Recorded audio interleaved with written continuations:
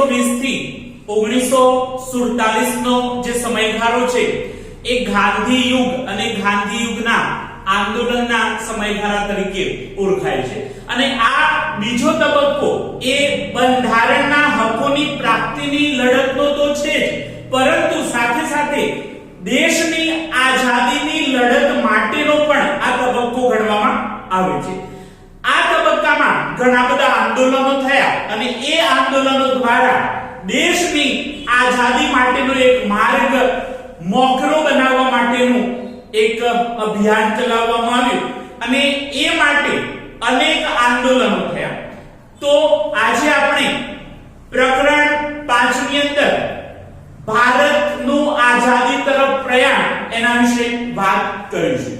સૌથી પહેલા આપણે સાયમન કમિશનની વાત કરીએ તો ઈસવીસન 1919 માં મોન્ટફોર્ટના સુધારામાં એક જોગવાઈ એ હતી કે સુધારાઓનો અમલ કઈ રીતે થાય છે અને સુધારાના જરૂરિયાત અંગે અભ્યાસ કરવા 10 વર્ષ બાદ એક કમિશન નીમવું, પરંતુ 2 વર્ષ અગાઉ સાયમન કમિશનની નિમણૂક કરવામાં આવી।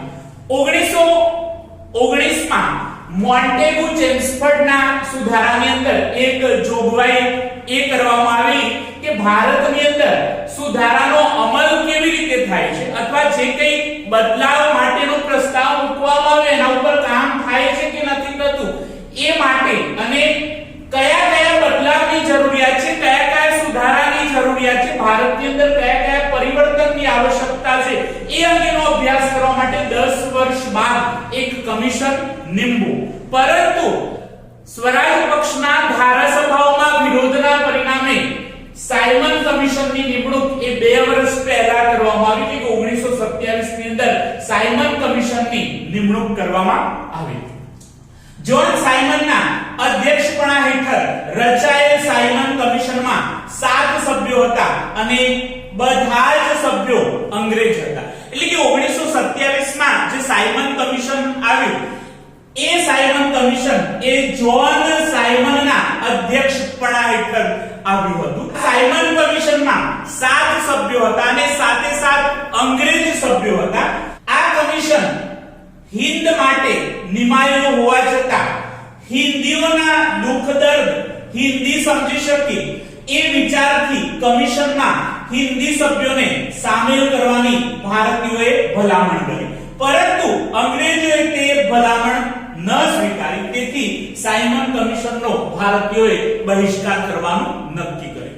હવે આ સાયમન કમિશન એ ભારતની અંદર બદલાવ લાવવા માટે રચાયેલું હતું અને હિન્દ માટે નિમાયેલું હોવાથી એક હિન્દુસ્તાનના લોકો અથવા તો ભારતના લોકો જ ભારતનું દુઃખ દર્દ સમજી શકે, અંગ્રેજ અધિકારીઓ ક્યારેય ભારતનું દુઃખ દર્દ ન સમજી શકે એવા આશયથી એમને એક માંગ મૂકી કે સાયમન કમિશનમાં કેટલાક સભ્યો ભારતીય એટલે કે હિન્દી સભ્યોની નિમણૂક કરવામાં આવે, જેથી અમે અમારી માંગણીને વ્યવસ્થિત રીતે રજૂ કરી શકીએ। પરંતુ અંગ્રેજોએ આ હિન્દી સભ્યોની નિમણૂક કરવાની જે ભલામણ હતી એ ફગાવી દીધી અને એના કારણે સાયમન કમિશનનો બહિષ્કાર કરવાનું ભારતના તમામ વ્યક્તિઓએ નક્કી કર્યું। સાયમન કમિશનના ભારતના આગમન સમયે લોકોએ હડતાલ, સભા, સરઘસ, સાયમન ગો બેકના નારાઓ અને કારાવાવટા ફરકાવી વિરોધ કર્યો, જેની સામે સરકારે દમનકારી નીતિ અપનાવી। હવે જે વખતે સાયમન કમિશન એ ભારતની અંદર ગેટવે ઓફ ઇન્ડિયા પર આવ્યું એ સમયે લોકોએ ઠેર ઠેર હડતાલો પાડી અનેક સભાઓનું આયોજન કર્યું। સાયમન કમિશનના વિરોધમાં અનેક સરઘસો યોજાયા અને જોરજોરથી સૂત્રોચ્ચાર કરવામાં આવ્યો Simon go back, Simon go back. અને એની સાથે સાથે કારાવાવટા એટલે કે કારા ધ્વજ ફરકાવી અને સાયમન કમિશનનો વિરોધ કરવામાં આવ્યો। આ વિરોધને દબાવી દેવા માટે અંગ્રેજોએ દમનકારી નીતિ અપનાવી। અંગ્રેજોએ વિરોધ કરનારા જે સત્યાગ્રહીઓ હતા એમના ઉપર જુલ્મ કરવાનું શરૂ કર્યું, એમના પર અત્યાચાર ગુજારવાનું શરૂ કર્યું। સરકારી દમન નીતિનો ભોગ બનેલા લાલા લજપત રાય, ગોવિંદ વલ્લભ પંત અને જવાહરલાલ નહેરુ પણ હતા. સરકારે જે દમન ગુજાર્યો, જે અત્યાચાર કર્યો, એ અત્યાચારનો ભોગ લાલા લજપત રાય પણ બન્યા, ગોવિંદ વલ્લભ પંત પણ એનો ભોગ બન્યા અને જવાહરલાલ નહેરુ પણ સરકારની દમનકારી નીતિનો ભોગ બન્યા. લાહોરમાં એક સરઘસની આગેવાની લેતા લાલા લજપત રાય ગંભીર રીતે ઘાયલ થયા અને થોડા સમય બાદ તેમનું અવસાન થયું. હવે લાહોરમાં સાયમન કમિશનનો વિરોધ કરવામાં આવી રહ્યો હતો. એવા સમયે લાહોરમાં એક સરઘસની આગેવાની લાલા લજપત રાય લીધી અને લાલા લજપત રાય સરઘસની સૌથી આગળ રહી અને વિરોધ કરી રહ્યા હતા. એવા સમયે અંગ્રેજ અધિકારીઓએ લાઠી ચાર્જ કરવાનો આદેશ આપ્યો અને એ આદેશની અંદર લાલા લજપત રાય એ ગંભીર રીતે ઘવાયા અને લાલા લજપત રાયને એટલી હદે ઈજા થઈ કે એમનું થોડા સમય પછી અવસાન થયું.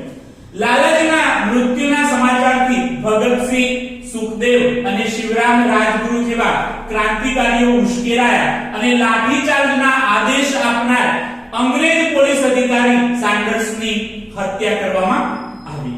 હવે લાલા લજપત રાય એ પંજાબમાં એક રોલ મોડેલ તરીકે લોકો એમને જોતા હતા. પંજાબના એક આદર્શ નેતા તરીકે લોકો એમને નિહાળતા હતા. એટલે લાલા લજપત રાયના મૃત્યુ પછી ભગતસિંહ, સુખદેવ અને શિવરામ રાજગુરુ જેવા ક્રાંતિકારીઓ ખૂબ જ ઉશ્કેરાયા અને લાઠીચાર્જનો આદેશ આપનાર પોલીસ અધિકારી જ્હોન સાન્ડર્સની લાહોરના પોલીસ સ્ટેશન આગળ હત્યા કરવામાં આવી. ત્યાર પછી આપણે નહેરુ કમિટીની વાત કરીએ તો સાયમન કમિશનનો બહિષ્કાર થતા હિન્દી વજીર બર્કનહેડ દ્વારા સાયમન કમિશનનો ખરડો રજૂ કરતા જણાવ્યું કે હિન્દના નેતાઓ બધા પક્ષોને અનુકૂળ બંધારણ ઘડી આપે તો બ્રિટિશ સરકાર તેનો વિચાર કરશે. હવે સાયમન કમિશનનો ઠેર ઠેર વિરોધ કરવામાં આવી રહ્યો હતો. એવા સમયે એ વખત હિન્દના વજીર બર્કનહેડ દ્વારા એવું કહેવામાં આવ્યું કે હિન્દના નેતાઓ તમામ પક્ષને અનુકૂળ હોય એવું બંધારણ ઘડી આપશે તો અમે ભારતની આઝાદીનો વિચાર કરશે. કારણ કે બર્કનહેડ એવું માનતા હતા કે ભારતમાં વિવિધ ધર્મ, ભાષા, સંસ્કૃતિ અને રીતિ રિવાજ ધરાવતા લોકો વસવાટ કરે છે. માટે ભારત પાસે દેશનું બંધારણ બનાવવાની અને એનું શાસન કરવા માટેની આવડત નથી. માટે એને આ પડકાર ફેંક્યો. આ આહવાનને પડકારરૂપ સમજીને હિન્દી રાષ્ટ્રીય મહાસભાએ મોતીલાલ નહેરુના પ્રમુખ પદે નહેરુ કમિટીની રચના કરી. હવે બર્કનહેડ દ્વારા જે પડકાર આપવામાં આવ્યો એ પડકારને એક આહવાન સમજી અને હિન્દી રાષ્ટ્રીય મહાસભા એટલે કે ઇન્ડિયન નેશનલ કોંગ્રેસે મોતીલાલ નહેરુના પ્રમુખ પદે નહેરુ કમિટીની રચના કરી અને એ નહેરુ કમિટીએ જે અહેવાલ તૈયાર કર્યો એમાં સાંસ્થાનિક સ્વરાજ્ય, સ્વતંત્ર ન્યાયતંત્ર, મૂળભૂત અધિકારો અને પુખ્ત વય મતાધિકાર જેવી બાબતોનો સમાવેશ થતો હતો. હવે નહેરુ કમિટીએ બંધારણ માટેનો જે અહેવાલ તૈયાર કર્યો એ અહેવાલની અંદર સાંસ્થાનિક સ્વરાજ્યની જોગવાઈ કરવામાં આવેલી હતી. ધારાસભા અને કારોબારીથી ન્યાયતંત્રને સ્વતંત્ર રાખવાની વાત થઈ.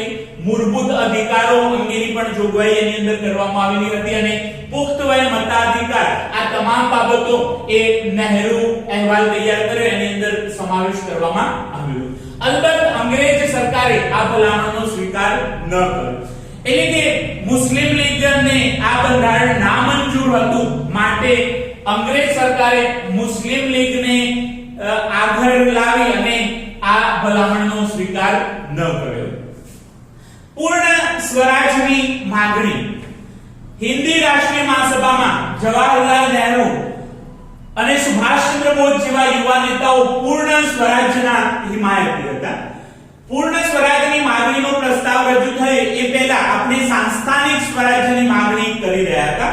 પરંતુ ઇન્ડિયન નેશનલ કોંગ્રેસની અંદર જવાહરલાલ નહેરુ અને સુભાષચંદ્ર જેવા યુવા નેતાઓ એ પૂર્ણ સ્વરાજના હિમાયતી હતા. આપણા દેશમાં આપણું શાસન હોવું જોઈએ એ વાતને સમર્થન આપનારા હતા. રાવી નદીના તટે લાજપતરાય નગર લાહોર ખાતે જવાહરલાલ નહેરુના અધ્યક્ષપણા હેઠળ હિન્દી રાષ્ટ્રીય મહાસભામાં પૂર્ણ સ્વરાજ્યનો ઠરાવ પસાર કરવામાં આવ્યો. એટલે કે લાહોરની રાવી નદીના કિનારે લાજપતરાય નગર જે અત્યારે પાકિસ્તાનની અંદર આવેલું છે, તો એ લાહોરની રાવી નદીના કિનારે જવાહરલાલ નહેરુની અધ્યક્ષતામાં હિન્દી રાષ્ટ્રીય મહાસભાએ પૂર્ણ સ્વરાજ્યનો ઠરાવ પસાર કર્યો અને 26મી જાન્યુઆરી 1930 ના દિવસને સ્વતંત્રતાના શપથ લઈ અને પ્રથમવાર સ્વતંત્રતા દિવસ ઉજવવામાં આવ્યો. એટલે કે 26મી જાન્યુઆરી 1930 ના દિવસે સ્વતંત્રતાના શપથ લેવામાં આવ્યા લાહોરની રાવી નદીના કિનારે અને 26 જાન્યુઆરી 1930 ના દિવસને પ્રથમવાર સ્વાતંત્ર્ય દિન તરીકે મનાવવામાં આવ્યો અને સ્વતંત્રતા મળી ત્યાં સુધી પ્રતિ વર્ષ 26મી જાન્યુઆરીને સ્વતંત્રતા દિવસ તરીકે ઉજવવાનું નક્કી થયું.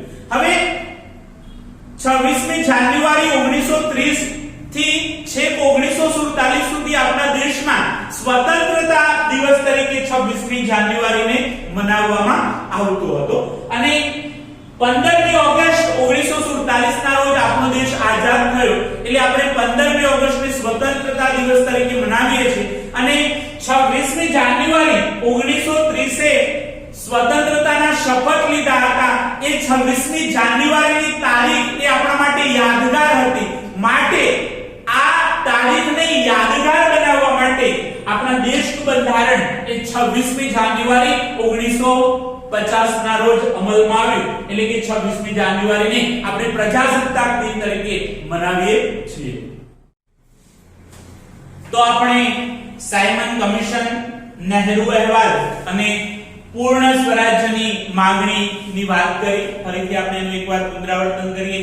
1919 માં મોન્ટફર્ડના સુધારામાં એક જોગવાઈ એ પણ હતી કે સુધારાનો અમલ કઈ રીતે થયો અને સુધારાની જરૂરિયાત અંગે અભ્યાસ કરવા 10 વર્ષ બાદ એક કમિશન નીમવું, પરંતુ 2 વર્ષ પહેલા સાયમન કમિશનની નિમણૂક કરવામાં આવી. જ્હોન સાયમનના અધ્યક્ષપણા હેઠળ રચાયેલ સાયમન કમિશનમાં 7 સભ્યો હતા અને 7 સભ્યો એ અંગ્રેજ હતા. આ કમિશન હિત માટે નિમાયેલું હોવા છતાં હિન્દીઓના દુઃખ દર્દ હિન્દી સમજી શકે એ વિચારથી સાયમન કમિશનમાં હિન્દી સભ્યોને સામેલ કરવાની ભારતીયોએ ભલામણ કરી, પરંતુ અંગ્રેજોએ તે ભલામણનો અસ્વીકાર કર્યો. તેથી સાયમન કમિશનનો બહિષ્કાર કરવાનું ભારતીયોએ નક્કી કર્યું. સાયમન કમિશન ભારતમાં આવ્યું એ વખતે લોકોએ હડતાલ, સભા, સરઘસ, સાયમન ગો બેકના નારાઓ અને કારાવાવટા ફરકાવી અને વિરોધ કર્યો, જેની સામે સરકારે દમનકારી નીતિ અપનાવી અને એ વિરોધને દબાવી દેવાનો પ્રયાસ કર્યો. સરકારની દમન નીતિનો ભોગ લાલા લજપતરાય, ગોવિંદ વલ્લભ પંત અને જવાહરલાલ નહેરુ પણ હતા. લાહોરમાં એક સરઘસની આગેવાની લેતા લાલા લજપતરાય ગંભીર રીતે ઘાયલ થયા અને થોડા સમય બાદ એમનું અવસાન થયું. લાલાજીના મૃત્યુના સમાચારથી ભગતસિંહ, સુખદેવ અને શિવરામ રાજગુરુ જેવા ક્રાંતિકારીઓ ઉશ્કેરાયા અને લાઠીચાર્જના આદેશ આપનાર પોલીસ અધિકારી સાન્ડર્સની હત્યા કરવામાં આવી. નહેરુ અહેવાલની આપણે વાત કરી કે સાયમન કમિશનનો બહિષ્કાર થતા હિન્દી વજીર બર્કન હેડ દ્વારા સાયમન કમિશનનો ખરડો રજૂ કરતી વખતે એવું કહેવામાં આવ્યું કે હિન્દના નેતાઓ બધા પક્ષને અનુકૂળ હોય એવું બંધારણ ઘડી આપશે તો અમે સ્વતંત્રતાનો વિચાર કરીશું. આ આહવાનને પડકારરૂપ સમજીને હિન્દી રાષ્ટ્રીય મહાસભાએ મોતીલાલ નહેરુના પ્રમુખ પદે નહેરુ કમિટીની રચના કરી.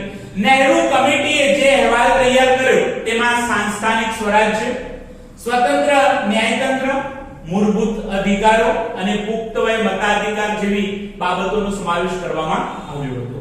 અલબત્ત અંગ્રેજ સરકારે આ ભલામણનો સ્વીકાર ન કર્યો. પૂર્ણ સ્વરાજ્યની માંગણીની આપણે વાત કરી કે હિન્દી રાષ્ટ્રીય મહાસભામાં જવાહરલાલ નહેરુ અને સુભાષચંદ્ર બોઝ જેવા યુવા નેતાઓ પૂર્ણ સ્વરાજ્યના હિમાયતી હતા. રાવી નદીના તટે લાજપતરાય નગર લાહોર ખાતે જવાહરલાલ નહેરુના અધ્યક્ષપણા હેઠળ હિન્દી રાષ્ટ્રીય મહાસભાએ પૂર્ણ સ્વરાજ્યનો ઠરાવ પસાર કર્યો. 26મી જાન્યુઆરી 1930 ના દિવસે સ્વતંત્ર દિવસ તરીકે મનાવવા માટે શપથ લેવામાં આવ્યા અને પ્રથમવાર સ્વતંત્ર દિવસ તરીકે ઉજવવામાં આવ્યો. સ્વતંત્રતા મળી ત્યાં સુધી પ્રતિવર્ષ 26 જાન્યુઆરીને સ્વતંત્રતા દિવસ તરીકે ઉજવવાનું નક્કી થયું અને આ દિવસને મહત્વ આપવા માટે આપણા દેશનું બંધારણ એ 26મી જાન્યુઆરી ના રોજ અમલમાં આવ્યું.